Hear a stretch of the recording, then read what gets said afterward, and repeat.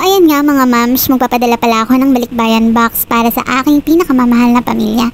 So ayan, galing pala ako yan sa aming dormitory dahil kumuha ko ng mega EEC box. Since wala pong stock sa EEC store, kinisipan kong pumunta sa aming dorm at meron naman silang stock.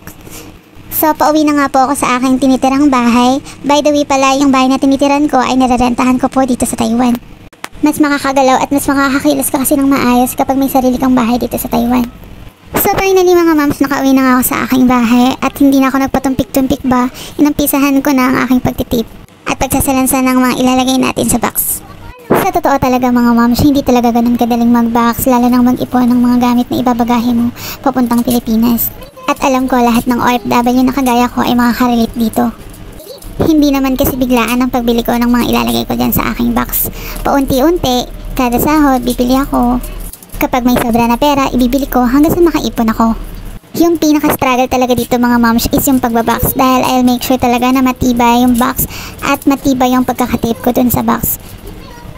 So after many days, pinapick up ko na nga siya sa magdi-deliver na EEC boy. Ayan si kuya, mabait yan si kuya. Talagang tinulungan niya ako at siya na talaga nagbuhat nito. By the way mga moms, dalawang box pa lang yung binox ko. Isang Econo at isang Mega. Since hindi na po kinasya dun sa Mega, kaya nag-extra pa tayo ng isa pang box na Econo.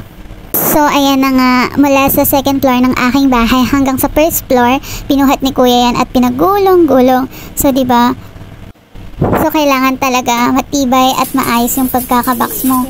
Kasi mga moms, na-experience ko kasi last time na nag-box ako, hindi ganun kakapal at hindi ganun katibay yung pagbabox ko. Kaya naman, ang naging ending, nabutas yung box ko. Pero thanks God pa rin kasi si EEC hindi niya pinabayaan yung box ko. At talagang nakarating pa rin sa family ko ng kompleto.